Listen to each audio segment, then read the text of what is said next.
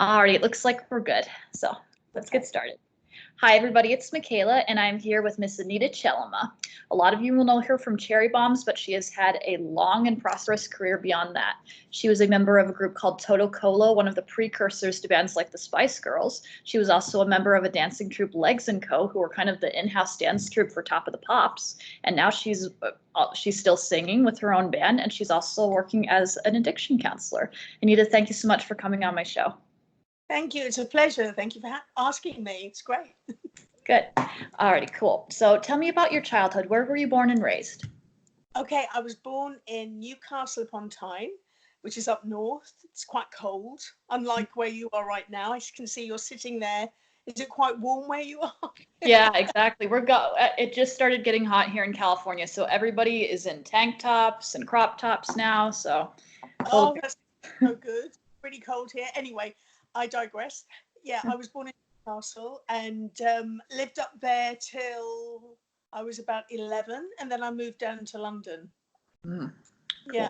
So how did you like London after that? Like, was it a bit of a culture shock being in a city? Yeah, absolutely. When I first came here, I was 11, and my dad lived up in Whitley Bay, and I kept going up to see him at weekends. And I never thought I had a broad Geordie accent, but when I went to school after the first 3 months, people told me they didn't really understand me. So it was a culture shock coming to London, and up north in Newcastle, where I come from, everyone talks to everyone, and I'm quite chatty, and and I'd go in school and I'd go, "Hi, I'm Anita," and people would sort of look at me. It was a big culture shock all around, but I love London now. I'm still here, and I love it. I actually had the same response because I moved to Los Angeles from Utah, and like that's another very communal place. Like everyone knows everybody, but here it's not a lot less outwardly sociable. But anyway, so tell me about when you first started performing. Were you very young, or was that something that came when you were a teenager? Well, it was funny when I moved to London, because my mom, she was a designer, and she had a really sort of a job that took her all over the place. And so the lady at the top of where we lived, in a block of flats at the top of the road, there was a lady and her daughter who I became friendly with, and her daughter was training to be a ballet dancer. And so my mom, quite often this lady would babysit for me, not for me, for my mother, and I'd go to them after school. And because there'd be times when I'd be with her, and she took me to dance classes with her daughter, and I ended up starting dancing, and then I ended up going there full time at, I think it was 16. I was going there from about 11, 12, so I realised I really started enjoying it, and loved moving. I'd always loved moving. I'd always loved moving to music. And funny enough, Elton John, his first album, I used to dance around the house, the flat to that, because we lived in a flat. But yeah, it was, and so I sort of fell into it. Apparently when I was about 4, I wanted to do ballet, and I went to the ballet lesson. My mother took me, and then because I had to wear thick tights, I didn't like it, so I went to, I think, 1 lesson or 2 lessons, decided it wasn't for me. But then years later, ended up loving it. Now, did you watch Top of the Pops growing up? Like, was it really awesome? Yeah, because I'm like, of course, we didn't have all the, being as old as I am, we didn't have all these loads of channels. There was like, sort of like about 3 or 4 TV channels, if that, actually. And so Top of the Pops was a big deal for music, because it was, it was the only thing every week you'd look forward to watching Top of the Pops. Because you have MTV and other music channels, it was nothing like that. So it was a real big deal watching it growing up. Awesome. Now, and tell me about when you started dancing classes after that. Like, was there a particular kind that you felt an affinity with, or was it more of a universal thing? You just loved the movement of it? I just always loved moving to music, actually. And when I first started training, I loved modern, like contemporary and modern dance and jazz. But I didn't particularly. I mean, I love ballet. I love watching it, but I didn't particularly love doing all that, because it is repetitive. I mean, everything's repetitive if you're going to practice and be good. But I love just moving. And of course, what I wanted to do, I couldn't do, because I didn't have the core strength. So in order to get the things I love doing, I had to get better at ballet, and to build up the core strength. And also with contemporary dance, I had to build up my core strength. So it was because I came to dance so late. what I loved doing, I couldn't support myself in doing. So I had to really go to fundamental basics, really. What probably most children do much younger, I had to sort of start sort of 11, 12. Well, I was about 15, 16 when I went to do it full time. I was actually going to go to college because the last year of school, I was in all the top classes, but the last year, I sort of started rebelling a bit, as teenagers do. And so I was going to retake exams. It was my dance teacher who said, why don't you come and train full time? And I did. And so I was very, very blessed, really, because I sort of fell into a career that I loved, but I didn't know I loved it as much as I did until I got into it. Awesome. Okay. And tell me about getting into the professional side of it. I mean, did you go to lots of auditions at first, or did the Legs and Co thing come up right away? Well, it was really, once again, I was very lucky. I went to, after I'd been working, training at Maud Wells School of Dance in East Ham, I ended up going to the London School of Contemporary Dance and getting accepted. And while I was there, I became friendly with my friend Femi Taylor. She's done a lot of stuff. She's gorgeous. And she actually said, Anita, there's an audition for a show called Bubbling Brown Sugar, and it's in the West End. And it's an all-black American musical, and it won a Laurence Olivier Award. I didn't know all this at the time, so she said audition for it. So I went along and auditioned for it, and I'd only done a year at the London School of Contemporary Dance at that point. And I went along and auditioned, and I got picked to do the first year, the British cast, after the American cast was the first year, then the British cast, even though there was still a lot of Americans in it. And so I ended up getting my equity card, and my first job was in the West End in a show, which I was so lucky to get. Awesome. And tell me a little bit more about that. I mean, were you interested in American culture? Like, what did you think when you first read the script for the play? Well, what it was dancing. It was all about Fats Waller. It was all about set in Harlem, and it was amazing music, amazing. It was just fabulous, and the other sort of like dancers and actors in it. I mean, Clark Peters, he's amazing. He's written Five Guys Named Mo. He's been in this TV series. I mean, he's done masses of things. He's huge. He was in it. Stephanie Lawrence, who went on to do the lead in Cats. Unfortunately, she died quite a few years ago now. Amy Stewart, Michael Brown. I mean, there was just so many people who became really sort of like, really successful. I mean, there was just Elaine Del Mar. There was so many amazing people, and there was a few of us. My flatmates, like my brother Radford, Sid Hayward. She's a singer. She lives in the States. Great singer. There was a few of us who joined at that time, and we just sort of people went off from that show. That show really was like a sort of. It was like the basis of quite a few of our careers, really. It was incredible. The American mentality of work, the work ethic, oh my goodness. And Charles Organs, who was the director, incredible. I mean, he's just amazing. The work ethic, we really worked hard. And that, for the Americans that were in the show, I mean, we all work hard. It was like it was so disciplined. I'd never worked quite like that before, but it was incredible because it actually brought out the best of you, and it was an incredible, I was sort of working professionally, but it was also a learning place to set an ethic for work. It was amazing, really. Good. And after that, what was the next show that you did?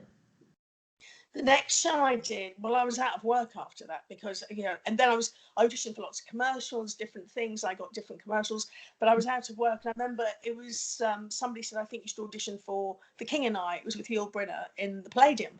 So I went along with Radford, my flatmate, and he got picked and I didn't. And he wasn't even auditioning. But they contacted me about a month later and said, look, we are auditioning again. Would you come back?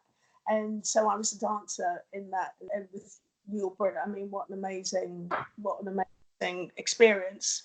And Virginia McKenna also, she played the lead as well. It was incredible experience, really incredible experience. Yeah, I'm sorry, go ahead. No, go on. I've actually seen it on stage before as well. I saw it with Sandy Duncan in the lead. And I love that play. It's so wonderful. And Yeah. so tell me about what happened after that. What was your next production? So the next thing I did after that was, let me think. It was Pan's People. Now, the original People on Top of the Pops was Pan's People. Then they came off, but there was a touring company, and Dee Dee Wild, who was one of the original dancers in Pan's People, had taken the name Pan's People and was doing cabaret, and I auditioned for that. And I was taken. I started doing cabarets and different things with Pan's People, but it wasn't on TV at that point. So I was doing that, and then that's when the my friend, she's like my sister, Lynette, who does. She's an amazing actress in her own right, great singer, and she who's been performing with me of late. She Like, me sorry. Oh, I was just going to tell. Yeah, I was just going to tell our viewers. She's in your most recent music video. Give me the answer. Yeah, absolutely. It's just, it's so wonderful having everyone I feel so comfortable with and all incredibly talented working with them. It's just fabulous. It's just creativity, no ego, no anything. It's just really, it's like a comfortable pair of slippers. It really is. I hope they appreciate when I mean that in the nicest possible way. But yes, when I was when Lynette rang me, she was auditioning for Legs and Co. They were looking for one of the dancers was leaving, and there was apparently 1,000 girls were seen. And she rang me up. She said, "Anita, you need to come down here. You're perfect for this." And so I gate crashed the audition. They'd already done a few rounds, and so we just went straight in. And I remember bright red lycra all in one, But it was great because I got picked to join them. So I was very grateful. And I loved it. I absolutely loved it. It was such a huge thing because I'd grown up watching that show and I'd grown up watching the dancers, never in a million years thinking I'd ever be one. So it was wonderful, really wonderful. And one thing that I'm curious about is how you felt about auditioning as a performer, like throughout. You did so. I mean, you were cast in so many things, but did auditioning bring out the competitive side in you? Like, did you rise to the challenge, or was it something that you felt a little intimidated by? I mean, I've kind of both, to be honest with you. I mean, I think when there's some things when there's no expectation, if it's something that I wasn't sure what it was or even thought it was beyond thinking I'd get it, I would just go and just be free. But when it was something I wanted, that would be more intimidating, I find. I mean, auditions. I mean, I've had so many rejections in my career. It's and it's not easy. I'm not going to sit here and go, yeah, it's just easy, because it's not. It depends where you are mentally. It's I think it's, and depending at different points in your life, you're in different places mentally. So it's been, nobody likes rejection. I mean, it'd be strange to sit here and go, yeah, I love being rejected. No, I don't. But at the same time, I think initially there was times in my life when I thought I didn't see it as being rejected for I'm not right for that. I would see it as, oh, I'm not good enough, or I'm not. And sometimes I might not have been, and you've got to work harder. And I suppose that's the difference, how you interpret auditions and what comes from it. You either become sort of constructive or you become destructive. And there was times in my life I became destructive because I didn't believe in myself enough, and so that would add to my low self-worth. Whereas now I sort of feel I don't like being rejected for something is not something I like. I'll ever go, yeah, that's great. But I think I can look at things more constructively. I think as getting older and doing more work on myself, I can sort of look at that and think, right, okay, be honest, Anita, is this right for you? Okay, it's not. Or or do you need to work on an area? Okay, well, I'll work on that area, so I can be a bit more maybe detached from it. Mm-hmm. Yep, I can relate because I'm an actor as well, and I've gone through the experience of auditioning, and it's just, I mean, it's tough. Like you said, it's always tough to be rejected, but when you have the maturity to see it as constructive criticism or to look at the entire situation, it feels better. So there was an amazing teacher I used to go for. As when I was older, I started getting involved in acting more for a period of time. And there was a lady called Nina Finberg who died, became a very good friend. And she worked at the Actors Studio and she did cold sight reading classes. And I used to go to those. And she told me about this. She never said who it was, but there was somebody that she'd gone for an audition. And she always said, look, every audition, let it be an opportunity to meet people. And she said, whether you get it or you don't get it. And she's told me about somebody who she'd been teaching, and 8 years later, the director contacted them for something 8 years previously they'd gone for audition and not got. And but they remembered her, that this particular girl, and remembered she was right for something.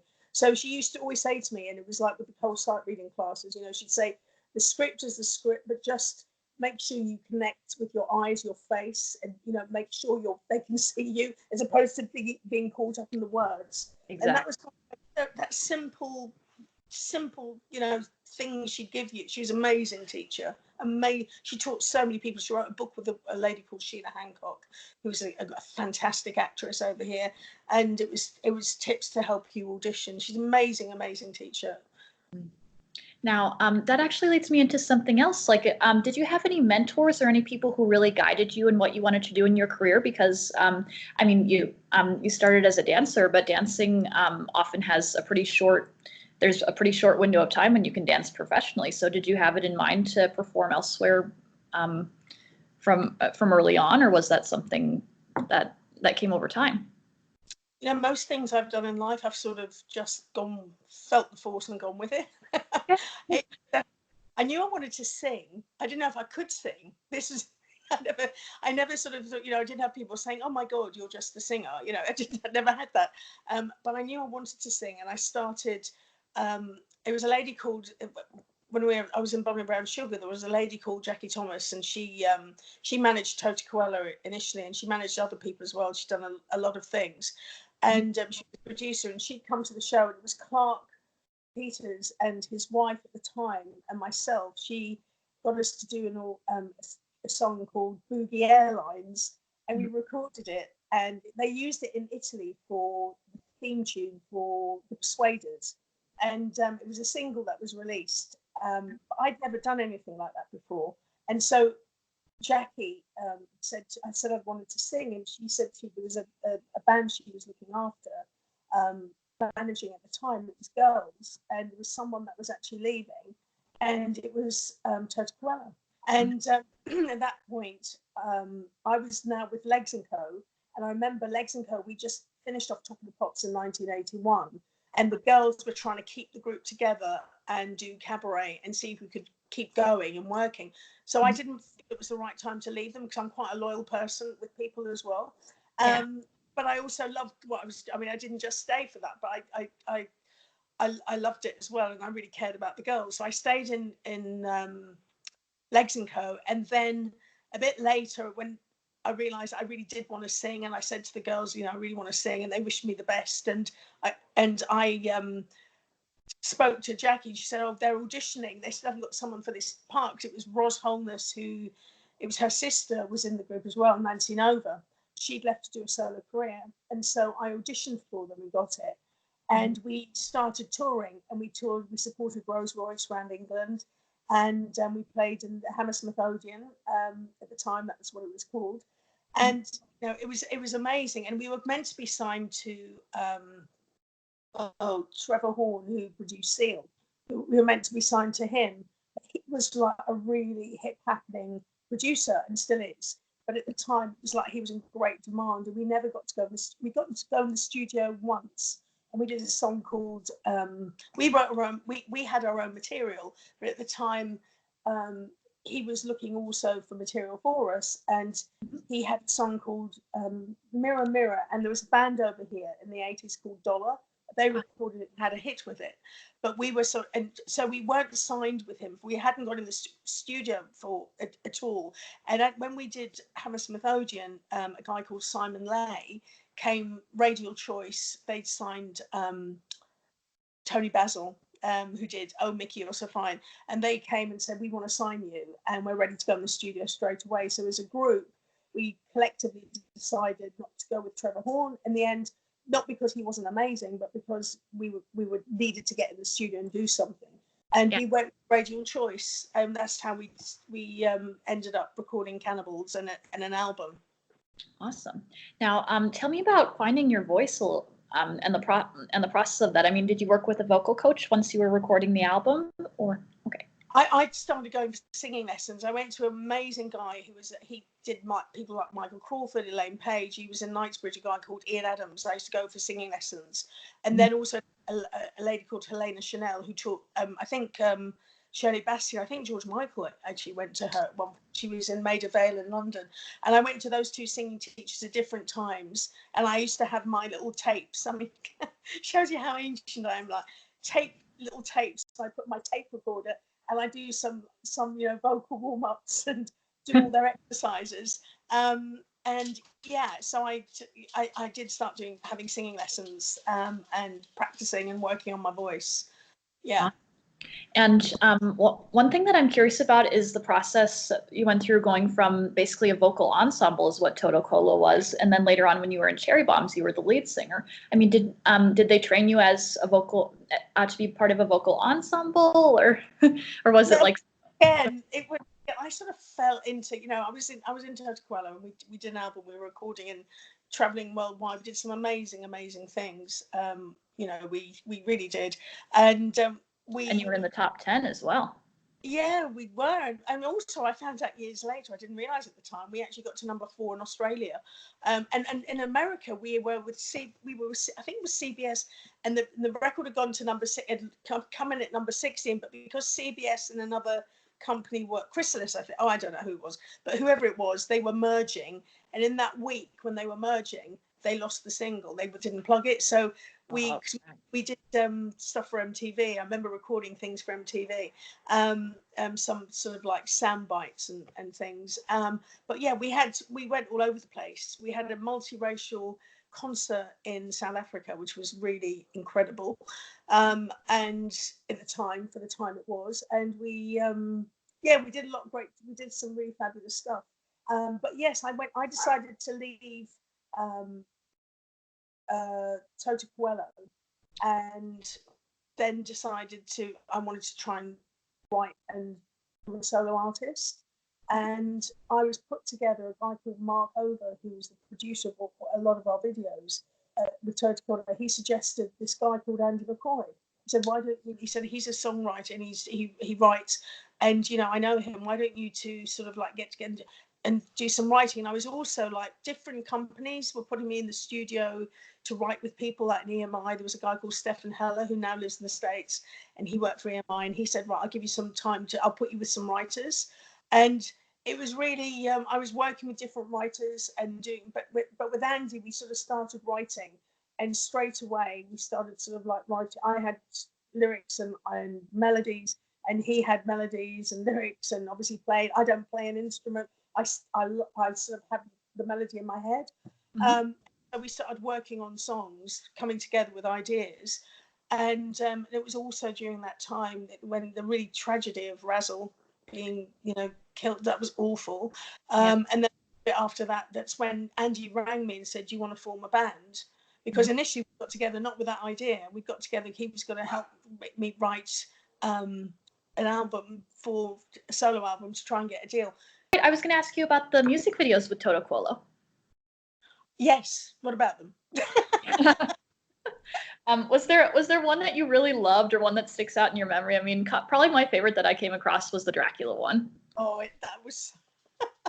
I really enjoyed doing that. It was so ridiculous, but I love it because we were fun. I mean, we really were. We wrote some really. We went on a TV show before we were actually signed, and it was really it was always very quirky. We were very quirky, and everybody had a different character.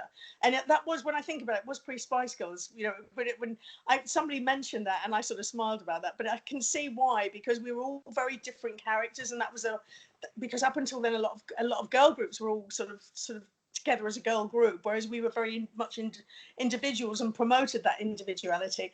But yes, the Dracula's Tango I really enjoyed, and I also really enjoyed. I enjoyed all of them, but I also enjoyed Milk from the Coconut, because that was something. It was just it was fun as well. But Dracula's Tango was fun to do because it was ridiculous. But it was, and Simon Lay, the record company guy, he was Dracula, and. So it was really, it was fun to do. It wasn't, and I can't even remember the place, but it was quite sort of spooky place, if I remember rightly, as well. Yeah. Now, if that had come out in like 2008 when Twilight was big, it would have probably gone to number one. Yeah, there you go. Absolutely. It was, and it was so weird because Milk from the Coconut, the third single, it was banned. I mean, when you think of the lyrics, I know it's, when you think of the lyrics of the song compared to the lyrics now of a lot of music, it was like, it was being outrageous. You know, you take the milk from the coconut. It was like, but now it was, I mean, people would go, what? It was banned? Really?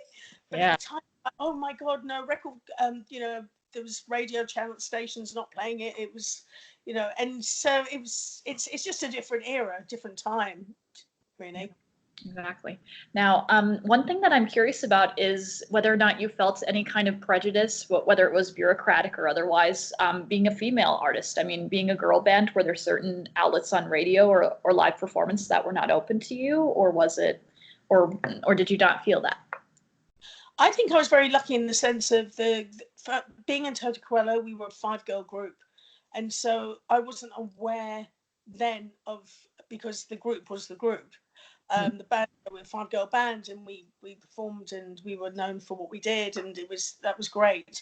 And also being the same with the Cherry Bombs, because I think because Hanoi had such, you know, it was quite, you know, I had a lot of, you know, the musician, you know, everyone that was in the band with the Cherry Bombs had all such caliber of, you know, sort of gravitas in their, you know, who they were.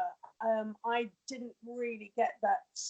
Maybe that shielded me from that. The only time I did have that was with I think there was and I can't remember which music paper it was specifically, but I was doing a photo session, and I was really into the Spanish thing and the corsets and, you know, all of that gypsy stuff. I still love that sort of stuff. I still do. I love gypsy clothes and bohemian stuff. I always have. You look beautiful. I mean, you kind of got that going right now too. Thank you. But you know, and there was somebody, there was a woman, there was female working on the paper when we did the photograph. And it's actually, I don't know if you've seen the photo. It's me with a sort of a red. The guys are around me, and I'm sort of sitting. Anyway, but it's one of the photos. And I remember the females on the paper. The photographer told us that they were complaining because they felt that I wasn't representing women. That I, you know, because I was dressing sort of like in a Spanish corset with ruffles, and in a way that saddened me. And I remember saying at the time, you know, you should be judged on who you are, and for women to be judging me and saying, you know, because that's like saying if you look a certain way, then you can't have other attributes, and you know, and that saddened me actually, that it was a woman doing that, because some men had thought that way, you know. Historically, and maybe even now, you know, if you dress a certain or look a certain way, that means X, Y, and Z. And I've always hated being put in a box because I had so many different facets to me. I remember on tour with the Cherry Bombs, we were like 10 hours a day on tour, and I'd be reading, I had the 2 books, the Bhagavad Gita, and I'd be reading Hollywood Wives. You know, I've always had like but not just two, a lot of different parts to me. I'm not just in one box. I never have been, and it's saddened that it was women doing that to other women, basically. Yeah, and I feel like a lot of women are like that. It's that just people kind of have tunnel vision about what an audience's tastes are going to be. Just I wish that whoever was doing the shoot or the company or the record company had a bit more imagination about where to promote your records. And well, I think I've always liked anyone who's authentic, really. And, you know, my tastes have varied from like Dolly Parton to Cyndi Lauper to Tina Turner to Lena Horne to Shirley Bassey. You know, I like all sorts of music and all sorts of performers. I'm not in one, I've never been in just one lane. I've always liked, and Dinah Washington. I mean, there's so many people I like and admire and have listened to, and I've never just been in one lane. That's why I like with my career. You know, people used to say, how did you end up from the pop group Toto Coelho in a rock band? And I say, well, I just sort of landed there, really. But it felt, it was just like discovering another part of me. It didn't feel, oh, this isn't me. It just felt like a part of me I hadn't yet played with yet. You know. Yeah, and the thing is, I mean, I love your look, and I know which photo you're talking about. Isn't it the one where you're sitting down and you kind of got your legs out, and then the boys are posed next to you? Yeah, yeah. And I and I think it was when Timo was still in the band too. Isn't he standing a little bit behind you? Yeah, Yeah, I it's a think yes, it is. Yes, it is. Yes, yeah, and and it was just sad. I mean, this is what I heard from the photographer who's from the magazine, or who'd shot for the magazine. He came back and told me, he said, "Oh, you created a bit of a rumpus at the when they were picking photos and stuff." And I went, "You know, really?" And I said, "Why?" And he explained, and I said, "Oh, that's really sad." I just it was a really that saddened me more than anything because I just thought, really, we it's just judging and putting people in boxes, and it's funny. I did a thing.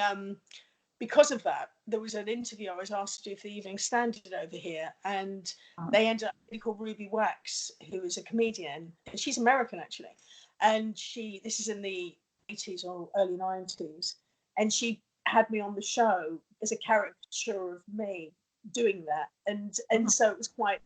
It just sort of led to a couple of other little things, but it was something I just felt strongly. I always felt very strongly about being put in the box because I think I mess around a lot. And I'm quite sort of, you know, I enjoy having fun and I have a sense of humor, and I can be very serious as well. And it's sometimes people, I think, you know, have a tendency, you know, some people, not all, but some people want to put you in a box. And I think it's really important, you know, if you're as human beings, we've got so many different facets and different dimensions, and it's about discovering all of those things and allowing yourself to be everything, reach your potential in every single part of you. You know? exactly utilizing all of your talents. That's it. Absolutely. Yeah. And I was going to say too, I mean, the photo, again, back to the photo for a second, like I love the way that photo looks. It's very inclusive. And again, it's multi-gender. You each have a different look. Like I love that picture. So power to you. Everybody, we never were styled. We always did our own, wore our own clothes. And my mother made some of our clothes, made all my clothes. She did some of the boys as well. You know, so it was, but everybody had their own style and everybody dressed themselves. We were never sort of styled as such. So that was nice. We always had that. Yeah, and I think a lot of people miss that authenticity because even bands that I admired in grunge had stylists. I mean, I found out that Hole had a stylist, and I'm like, really? Like, just I admire that authenticity in people. You know? Yeah, because I think it's, you know, I remember people used to say, oh, if you need to do this, you need to do that, you need, and you know, and I you know, I think when I was younger, I went through times when I sort of thought, oh, maybe I need to do what people say, you know, and you do when you're starting out at different times, you know, or at different points in your career, you know. Whereas now I'm just who I am, and a lot of my career I've just been who I am. But there's been times when you know, people have said no. In order, if you want to do this, then you. I remember being told once about, oh, don't talk about your singing if you're going for acting audition, or don't talk about, because it was like if they see you as this, then they won't accept you as this, and it was different. I've been with different agents and different things over the years, and I would go with, you know, I think, well, they, you know, they are doing. I'll go with what they're giving me. I'm open to any input from anybody to get better. But actually, when things now feel really in my gut, just don't feel right, I just think no. I'm what I feel is right, and I would say for everybody actually, because when I look at the artists that I find really interesting, and all, you know, not just music artists, anybody, even actors that I'm drawn to or actresses, you know, it's usually because they're being true to themselves, you know.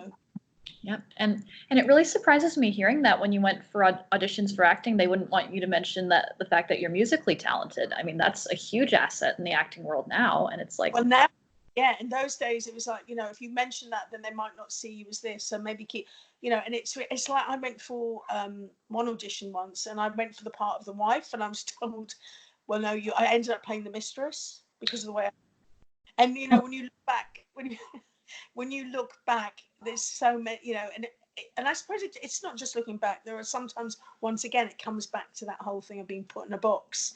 If you look a certain way, then you can't be this. You have to play that part. You know, it's breaking down those sort of barriers and just letting people, I don't know, just be who they are, really. yeah. Well, let's talk about a couple of the people that you met along the way. I know that there was you were lucky enough to meet David Bowie one time. Oh,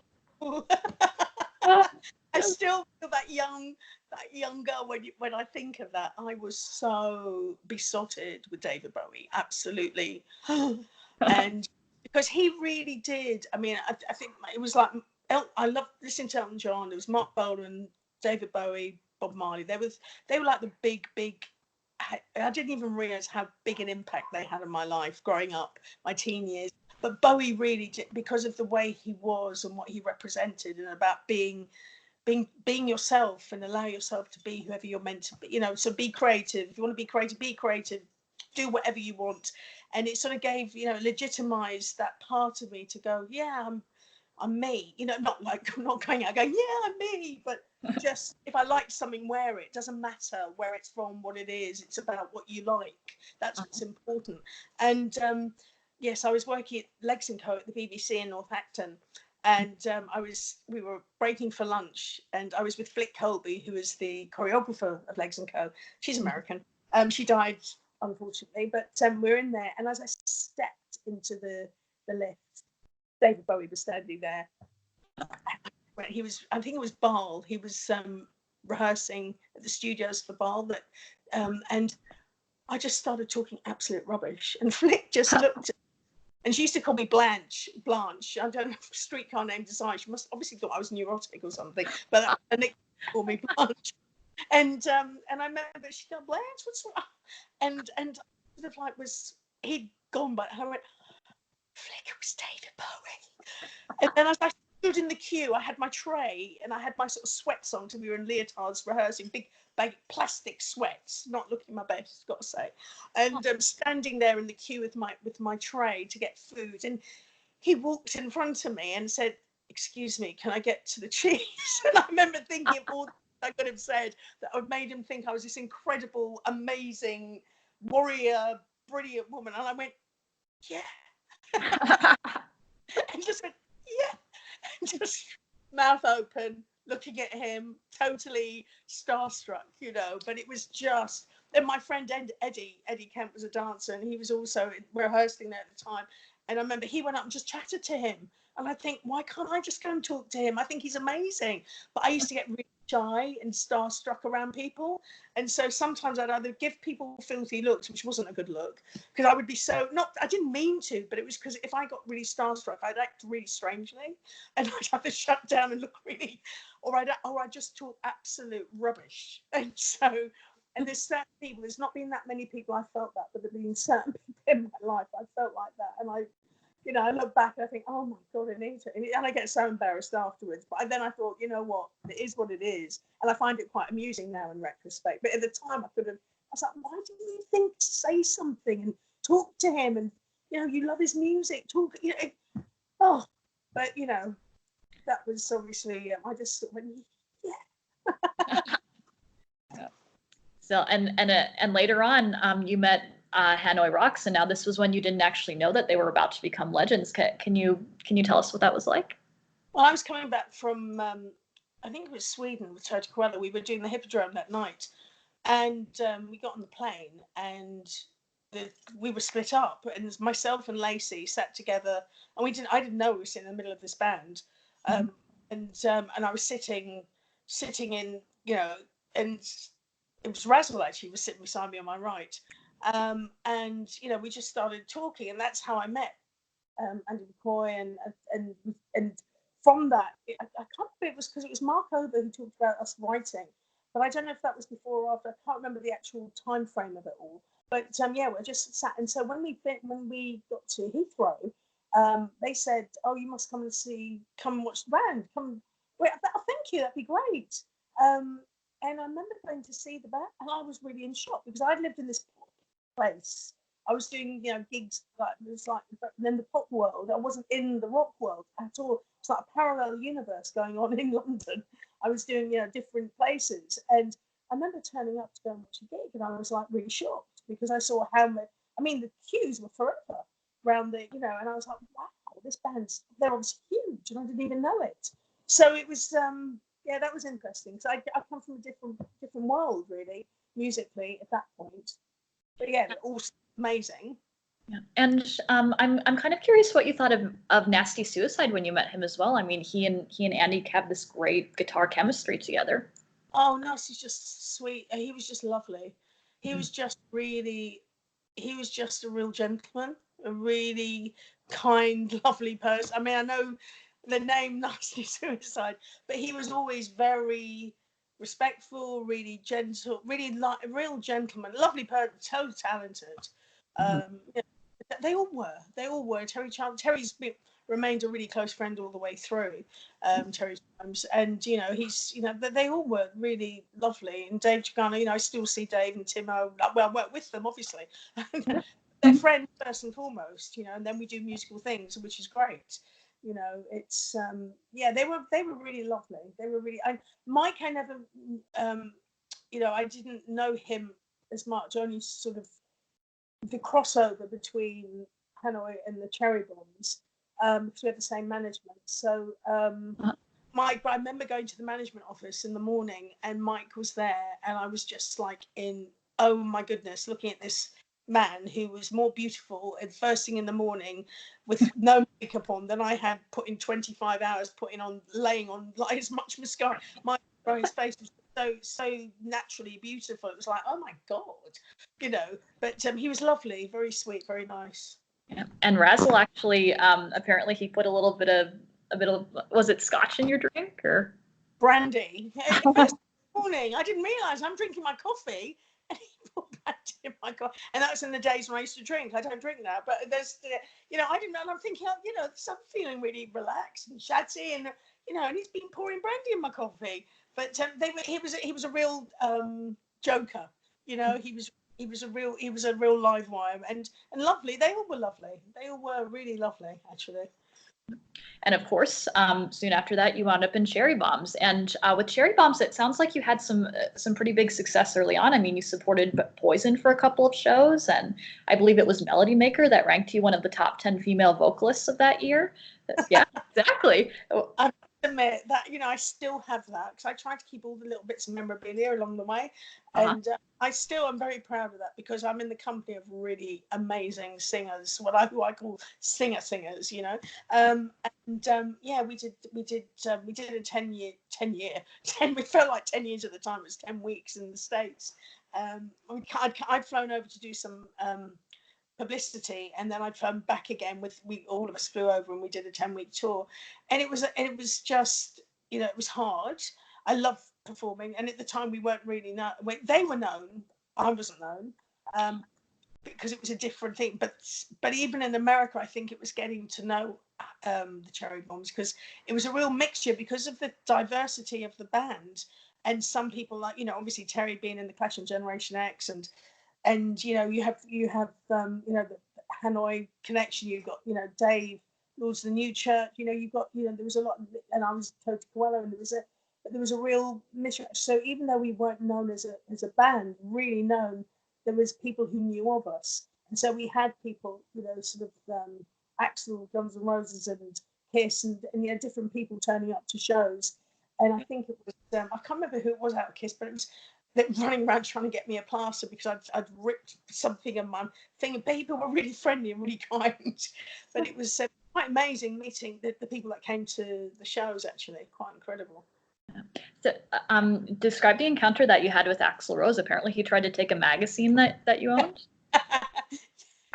It was really, I've still got the magazine. It's really funny because I didn't know it was, because at the time Guns N' Roses weren't huge like anything. They became, obviously, and I love their music. But at the time, I didn't, and he'd come into the dressing room and he'd gone to pick up this magazine. I said, "Excuse me, that's mine." He went, he said, he said, "Oh no, but I'm on the cover," because I think he wanted it. I went, "Well, I'm in the middle." I held on. I've still got it.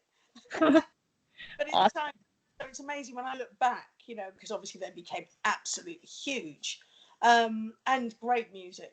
I mean, love their music. And Yep. Timo wrote on their first album. He wrote a song, co-wrote a song on their first album. That's right. Did Tim wrote Right Next Door to Hell, right? I think yeah. I think Yeah. yeah. So just got, yeah, like I'm kind of curious what it was like when Cherry Bombs were together. I mean, were you guys writing a lot, or were you more focused on the performing aspect? Like what was kind of the plan for the band? Well, that was the thing. There wasn't really a plan for the band, I don't think. We did write. I mean, Andy and me did a lot of all the writing we've been writing. We actually put to the Cherry Bombs. There's some songs I've still got to see on a cassette upstairs, which were 8 tracks demos, which we didn't release. But we wrote, and all of a sudden, when the Cherry Bombs formed, we used the songs we've been co-writing, and also did a cover. Obviously, it was a cover, "Hot Girls in Love," Mhm. but we started like we would write, but we did a lot of touring, and it was just a shame at the end of, when I look back at the end, it was one of those classic band things. At the end of the Cherry Bombs, we'd done the 10-week tour in America and supported Poison, which was fantastic. And we sort of got to a place where we were going to go our separate ways. And it'd been really hard. It'd been really hard work doing that tour. And I don't want to moan about work because it's a real gift and a joy to have done that. But it was, we were going on, and we came back and did a Reading Festival, and that was the last gig that we did together. And we'd been offered, at that point, we were offered a deal by Elektra, I think, in New York. And I think Andy left, and Andy and me were going separate ways from musically at that point. And I remember Richard, the manager, said about, are you going to continue doing this work you could all do in Brazil? And we didn't. We decided at that point to call it a day, and the band sort of disbanded, really. I look back and I think, it was one of those things. We were working so hard, and it was ongoing for about probably 2 years. We were touring back to back, and I love it. I'm not moaning, and I would never moan about having the gift of being able to perform. But at the time, it was one of those things where because we were doing so much. I think we got all burnt out, really. And it is what it is. It was it was an amazing thing to do. And I really, looking back, I can see there was things that were so amazing, so amazing. Yeah, and there are a lot of loyal fans too. I think that a lot of fans who hear this are actually going to say, "Please release the demos. Please release the demos." Oh, yeah. Well, who knows? Who knows? Never thought about that one. Alrighty, cool. So describe what was next. I know that you lived in Los Angeles for a little bit to see if you wanted to continue as a solo artist. Yeah, I came over, and it was at the same time, and it was about what had happened before I came over to do the American tour. I'd also been interviewed on Sky Channel. They had a music channel, Sky Tracks, and I wanted to become a presenter. And I said no. And once again, because I said I'm with the band Cherry Bombs, we're going to America.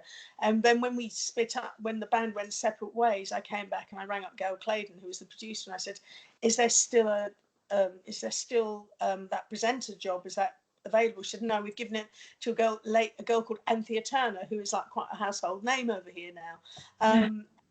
That was her. I think it was her first presenting job, and she actually did one episode when she actually had myself and my mum on talking about the clothes that my mum had made. It was really lovely. I've still got that on VHS. It's really, but I ended up they actually did take me on as presenter, and I did that for about 2 years, and that was really really good fun. And so then after that, that's when it was at the end of that where I actually then got sober, and I ended up, my life took a totally different direction at that point. And I tried to trying to get a deal, and I was close to trying to getting deals. And this is when rejection, I couldn't cope with it, actually. This was at a point in my life I was quite vulnerable. I just got sober, just got clean, and I was trying to get a record deal, and I get close and it wouldn't happen. And I was getting really, and I was in court for taxes because I hadn't paid taxes in the 80s. And so I had to go to court, and it was all happening at once. And I just felt I just couldn't do it. So what I did was I just kept working on my recovery and staying clean and sober. And then my life took a different, and it was weird because I was doing Sky Channel, had my own show, interviewing pop stars and different people, different celebrities. And then that was in the February, and in the April, I was cleaning toilets. And I was gone from that to sort of cleaning, working in a shop and selling things, because I had no skills. I had nothing else apart from performing, and it was really scary time because I was in court for paying taxes. It was a scary time, but all I could do from the people who helped me get clean and sober was just to keep focusing on that, and I did, and that's why I think I'm here today, because I think if I hadn't focused on that, I think it would have been, I don't know if I'd still be here today, if I'm really honest. Okay. Like, that's really got into the serious mode now. well, I appreciate your honesty though. I mean, it's a very serious thing. And was that around the time when you decided that you wanted to eventually get into counseling, but people who I never planned that. What happened was I was doing, I did the odd thing, about 4 years sober. I did One Foot in the Grave, which is a comedy over here, and it was the last ever episode and it was great to do that.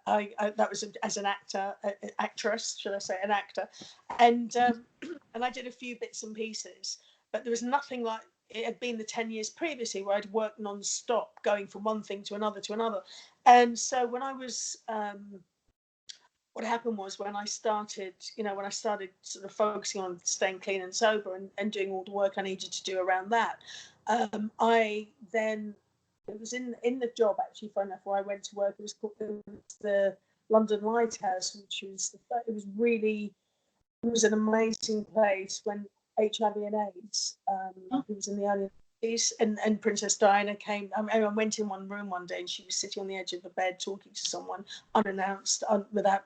It was an incredible place, and and Elton John donated money to. It was because people were dying all the time. I mean, it was awful, but it was a place that had such hilarity in it. It was people had their humor and people there.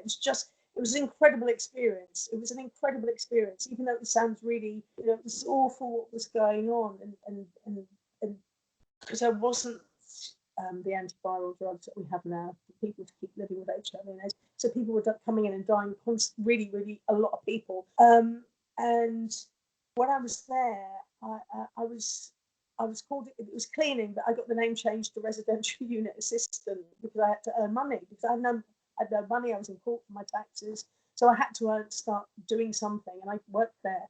And they had training sessions, and so in order to get out of work, I was working about 20 hours a week. I went and I said, can I do some training? And put me in the train, and I ended up going with the counsellors and doing a week's training around, and I loved it. And I found it was really, and at the time I was also in therapy myself and doing other things to stay sober. And I just fell into that path as well. I started, and they ended up paying a third of my counselling diploma. And so it was really, I was in sort of different places, I was doing different things, but it was sort of like once again, I've always gone with my gut. I just go where it feels to go. And I went there. And I hadn't, it wasn't a plan. I didn't think right now I want to be a counsellor. I never thought that, but I sort of felt that, Yeah. And thank goodness you did. I mean, now we're in the midst of an opioid crisis, so we need a lot of people like you. Oh, well, it's, yeah, I mean, I think I feel very grateful and very blessed to be able to work in the field I do. I do love my work. I love it. I love performing as well. I always joke and say I'm the singing counsellor, but I do love the work as a counsellor. I really do. I love doing it. Addiction therapist where I work. So yeah, I'm being very lucky to have the opportunity to do the different things I've done. Awesome. Now, and of course, along the way, you also became a wife and a mother. I'm kind of, exactly, yeah. And I'm kind of wondering, was that something that you always wanted and planned on, or was that something that you kind of realized that you wanted at a certain point? It's really strange because I never thought I'd ever get married, and never thought I'd have children. Oh. Really strange. It wasn't. I just and I met my husband. I was 4 years sober, and it was so funny because my flatmate Rad, we're really close. He's like family. He told me that we used to call him Tree Fellow.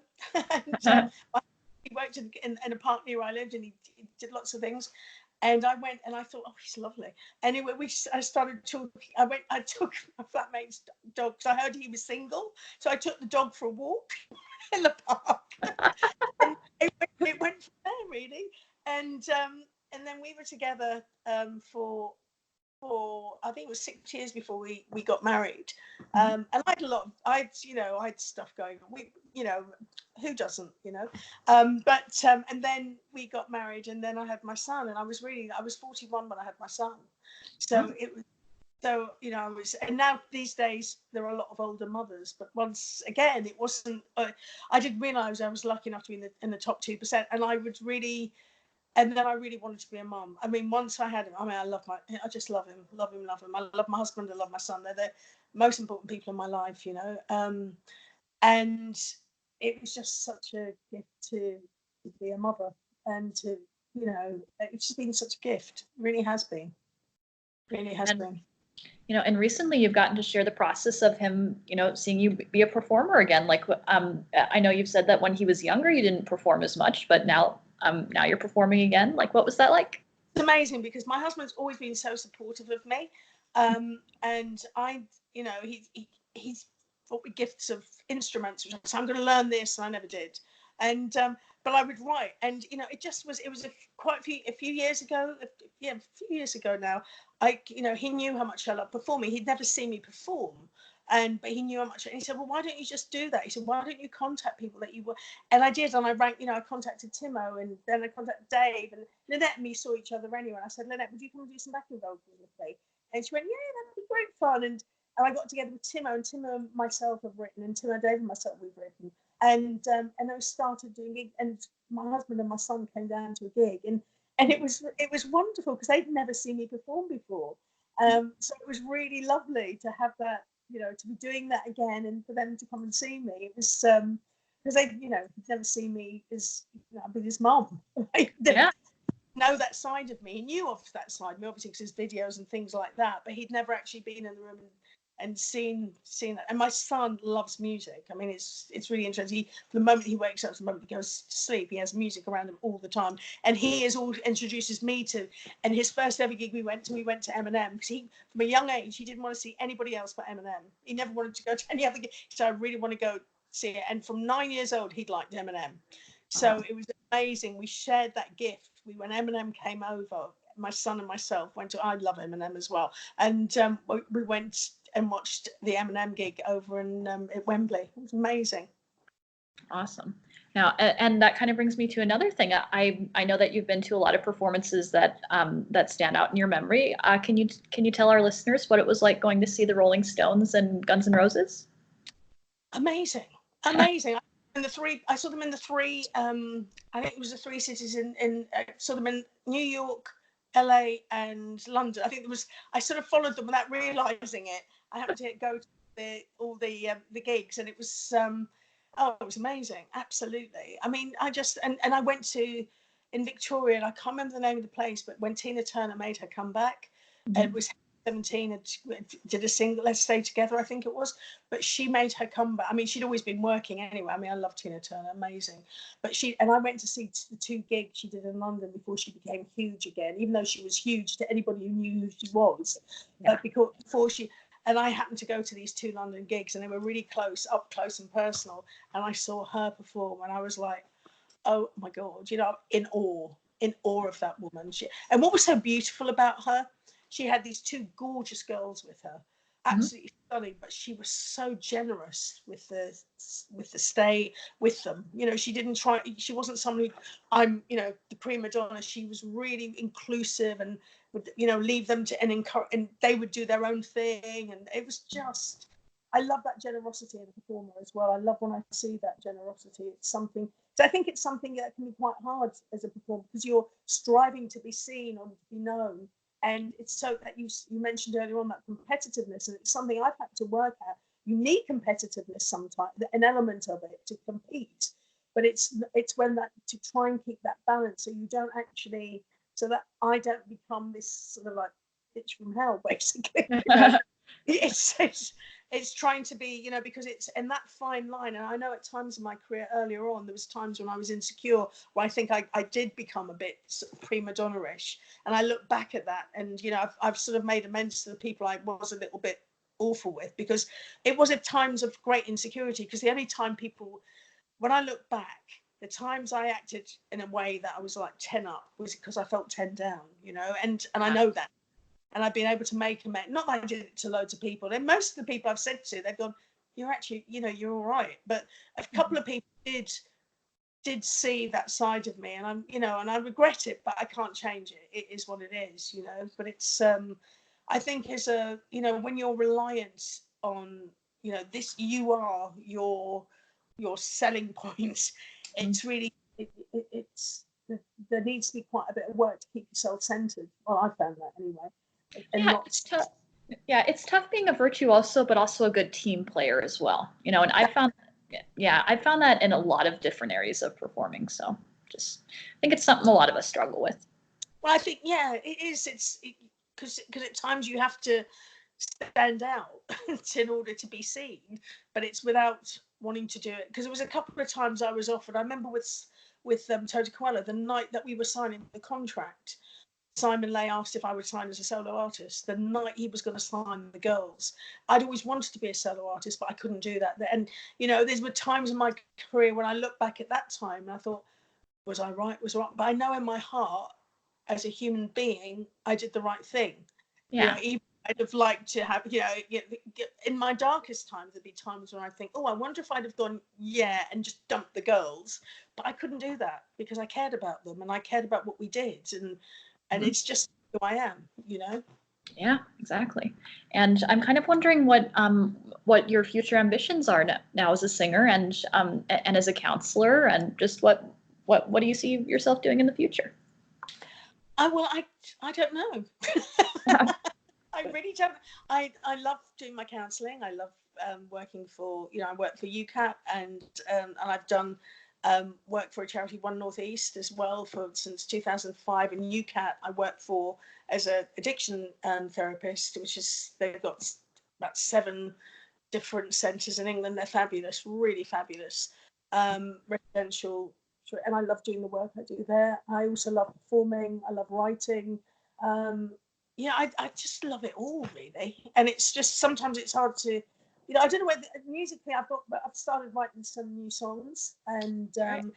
but it's trying to find the time to go and do something with them at the moment. But it's just, I haven't got a game plan. I haven't got a plan. Maybe that's what I need to do more, actually. But I sort of feel that, I mean, I would love to record an album. I really would love to record an album, but it's just financially trying to do that in the way it needs to be done.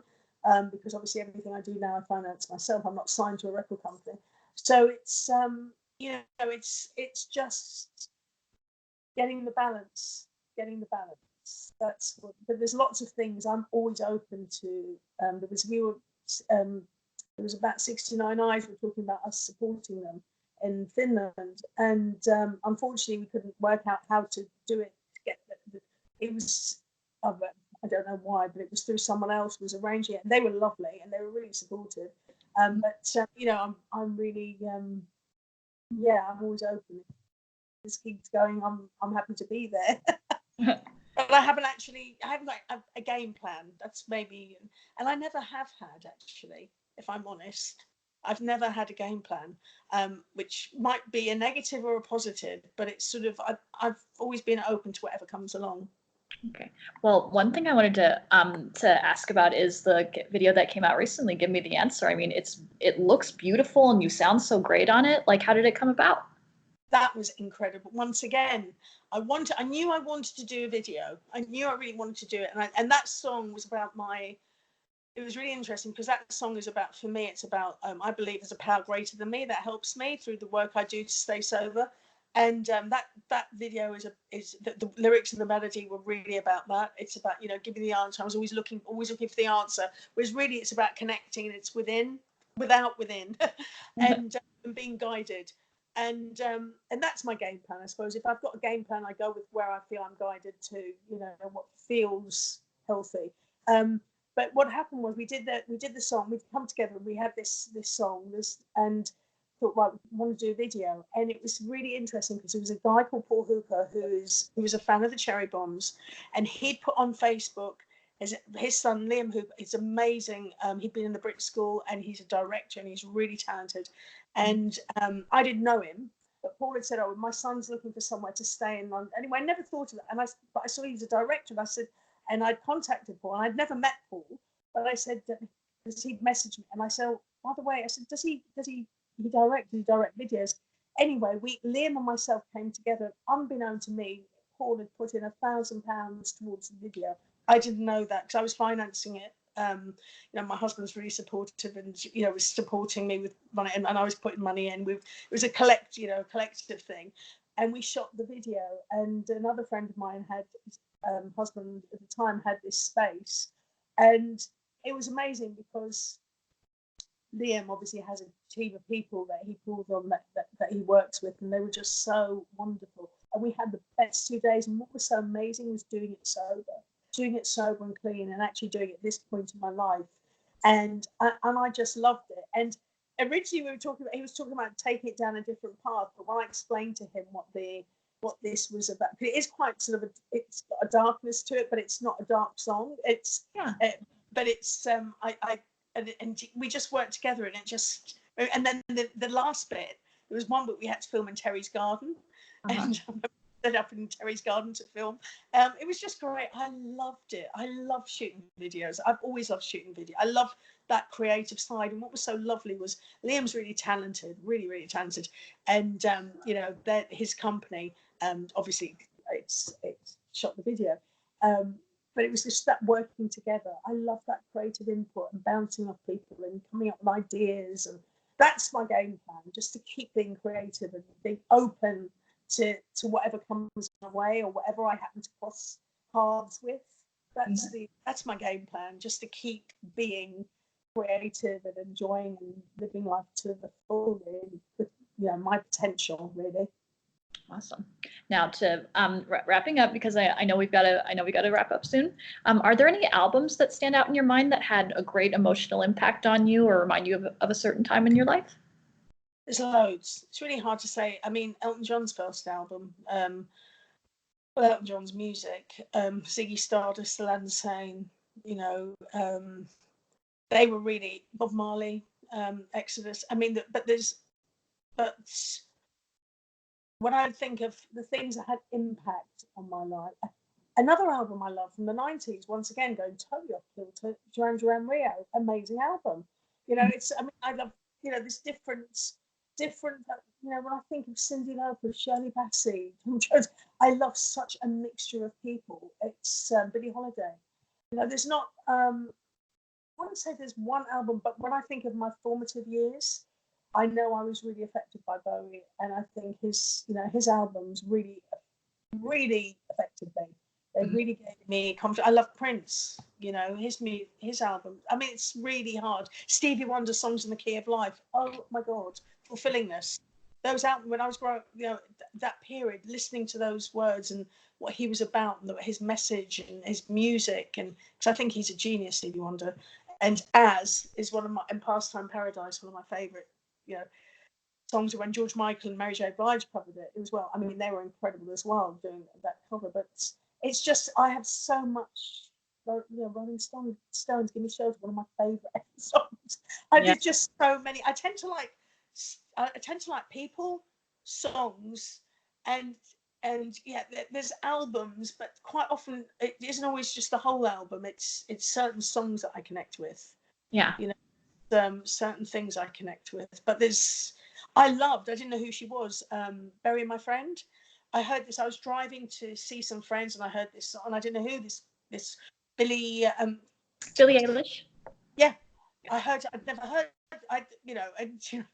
And all of a sudden I heard this song. I went, wow, who is this? And then so I sort of things, when somebody moves me, when I get moved emotionally, then I'm sort of drawn to find out who somebody is. I mean, Madonna was incredible. I mean, who as an artist, I saw her gigs, and because Harvey Goldsmith was, when I was in Total Quality, he was our agent, so they did huge I was very lucky. I remember going to Bruce Springsteen's gigs, and I missed an hour, and I still saw 3. It was incredible. And Harvey Gosling, and in the times in the 80s, I got great, it was VIP tickets and everything. So it was really, we were really blessed because we were signed to them as they arranged our tours and everything. So I got the other artists as well. And I remember there was what was his name? I saw his first ever gig. Don't Let the Sun Go. Oh my God, what was his name? Oh, this is really bad. I hate it when I can't remember something. Oh, I can't remember. It's going to come to me after we finish. But there was an artist that was huge in the 80s over here, and great songwriter. And we went to his first ever gig. Just amazing.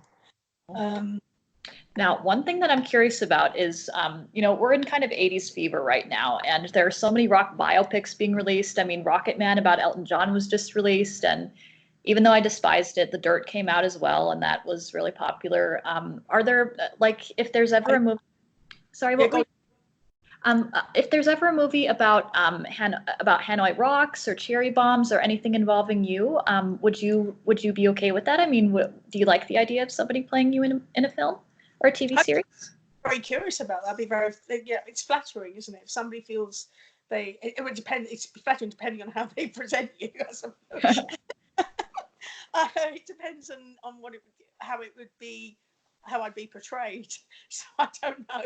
But I mean, initially it was flattering because I remember when we were in Cherry Bombs, there was a film we were meant to do, and I was going to play a part, and it never happened, unfortunately. No, I would. The thought is flattering, but it depends how I would be portrayed, I suppose. Okay. Yeah, of course. I think it's if people think you've affected them enough to want to do something positive about your music and who you are, I think that's very flattering, really. Mm-hmm. Yeah, and again, I would love it if they did. They'll probably do a Hanoi Rocks one at some point, and I would love it if they had a film to that effect, because when The Dirt came out, I basically refused to promote it on the basis that they did not ask a lot of the people who were portrayed in the film for their approval. So again, I didn't do any kind of promotion on it or any talking online about it other than one post on my social media explaining why I didn't promote it. But again, if there's a Hanoi Rocks biopic or documentary, I would love to, part of the joy for me in fandom is being able to talk about it with other people who were there, who are just discovering the music, and not having that experience with The Dirt, which, for better or for worse, that's the popular 80s film right now. That it was dispiriting. But again, if a Hanoi Rocks one comes along, that would be awesome. Yeah, absolutely. I mean, the thing is, I also think, when I look at the Hanoi Rocks, I mean, they're incredibly talented. I mean, every one of them was incredibly talented. So you can't, I think at the end, talent rules. There can be a lot of other stuff around it, but the talent rules. And yeah, when I see all the different artists that there's got to be, to become successful, there's different paths and there's different lengths of time, but to stay successful, I think that's where talent comes in. And with Hanoi, I mean, incredible musicians, incredible, and songwriting. It's it's. So yeah, it'd be interesting to see if a film came out, and I hope if it did, it would be presented and each character would be portrayed in a real, authentic, and respectful way. Yeah, exactly. And closing out, I wanted to hear the story one more time of how you were. I know that Andy McCoy again. He is still touring with Palmagina Oi, and I know that you guys are still friends. And you were actually there the night that he and Angela Nicoletti McCoy became a couple. Well, no, I wasn't there, but because when I came over to America, because I was thinking about if I was going to live there and if I could live there. Anyway, I did about 2 months, and I hung out with Angela and a lot. Timo was over there, and Angela, and I met Angela when I came over through Timo, because they were friends, and we hung out a lot. And I went to see my friend Kathy, and to stay with her, and she was married to Lee. Gil Brynner, and so I went to stay with Kathy when we were doing anyway, that's another story. But I went to stay with Kathy, and I spoke to Angie that night, and I don't think it was at the Rolling Stones gig. They'd just gone to the Rolling Stones, and she said, "Guess what? I'm with Andy. We're a couple." And it's so weird because when I looked at her, I said she was like the female him in a sense. I mean, she's gorgeous, but she's, they were sort of, and it was I couldn't believe that, because I'd said that about her before they even had met, and that night they got together, and I spoke to her on the phone, either that night or the night after, because I was in New York and she was in Los Angeles. So I haven't seen Angie for many, many years, but we've occasionally had conversations, and Angie and myself still communicate, so it's just, incredible really incredible songwriter and guitarist, really talented. Alrighty, cool. So any other memories or any other future plans you'd like to share before we head off? Memory, I've got this billions of memories I can't it's just so many memories, so many things. Just being very, it's at times like this, doing something like this, and I remember meeting, in Bubbling Brown Sugar, being asked if we would like to go and watch Count Basie and Lena Horne perform, and when I look at having the opportunity to do something like that, and I asked for his autograph, because Count Basie, legend, Lena Horne, legend, and dancing once with Hans People, meeting Margot Fontaine, and very diverse people, not all, and it's it's just been very blessed, and very incredibly blessed as a human to have had the opportunity of all different things that I've done, and I hope there's still many more surprises for me in my future. Awesome. Alrighty, I think that's a good note to leave it on. So thank you so much. I really appreciate it, and I can't wait to get this out to all of your fans. Just again, your fans are so loyal, and I'm sure they appreciate you doing this too. So thank you so much.